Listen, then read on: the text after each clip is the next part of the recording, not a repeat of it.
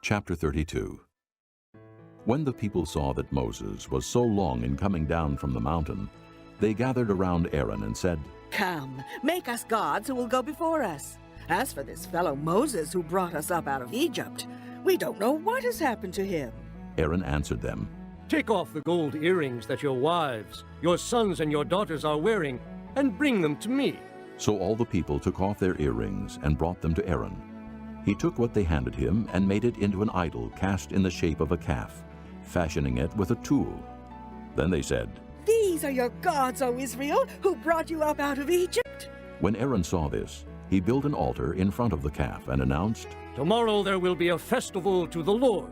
So the next day the people rose early and sacrificed burnt offerings and presented fellowship offerings.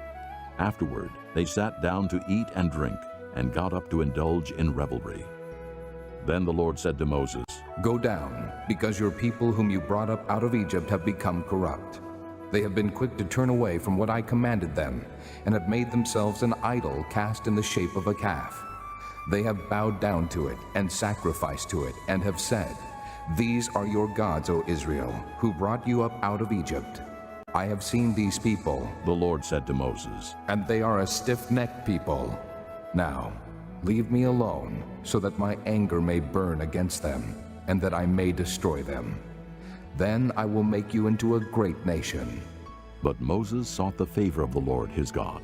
"O Lord," He said, "why should your anger burn against your people, whom you brought out of Egypt with great power and a mighty hand?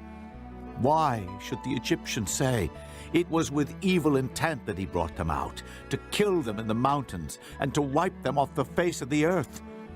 Turn from your fierce anger, relent, and do not bring disaster on your people. Remember your servants Abraham, Isaac, and Israel, to whom you swore by your own self, 'I will make your descendants as numerous as the stars in the sky, and I will give your descendants all this land I promised them, and it will be their inheritance forever.'" Then the Lord relented and did not bring on his people the disaster he had threatened. Moses turned and went down the mountain with the 2 tablets of the testimony in his hands. They were inscribed on both sides, front and back. The tablets were the work of God. The writing was the writing of God, engraved on the tablets. When Joshua heard the noise of the people shouting, he said to Moses, "There is the sound of war in the camp." Moses replied, It is not the sound of victory. It is not the sound of defeat. It is the sound of singing that I hear. When Moses approached the camp and saw the calf and the dancing, his anger burned, and he threw the tablets out of his hands, breaking them to pieces at the foot of the mountain. And he took the calf they had made and burned it in the fire. Then he ground it to powder, scattered it on the water, and made the Israelites drink it. He said to Aaron, What did these people do to you, that you led them into such great sin? "Do not be angry, my lord." Aaron answered, "You know how prone these people are to evil. They said to me, 'Make us gods who will go before us.' As for this fellow Moses who brought us up out of Egypt, we don't know what has happened to him." So I told them, 'Whoever has any gold jewelry, take it off.' Then they gave me the gold, and I threw it into the fire, and out came this calf." Moses saw that the people were running wild and that Aaron had let them get out of control and so become a laughingstock to their enemies. So he stood at the entrance to the camp and said, Whoever is for the Lord, come to me. And all the Levites rallied to him. Then he said to them, This is what the Lord, the God of Israel, says. Each man strap a sword to his side.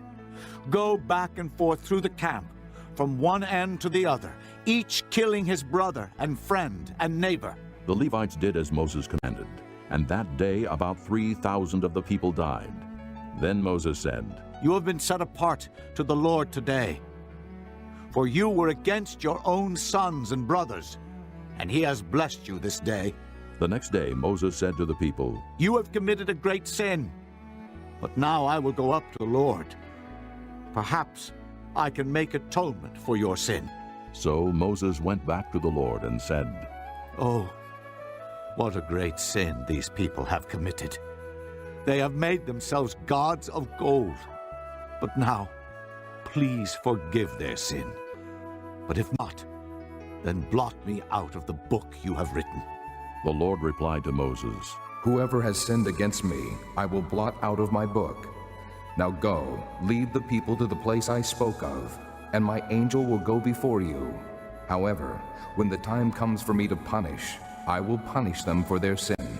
And the Lord struck the people with a plague because of what they did with the calf Aaron had made.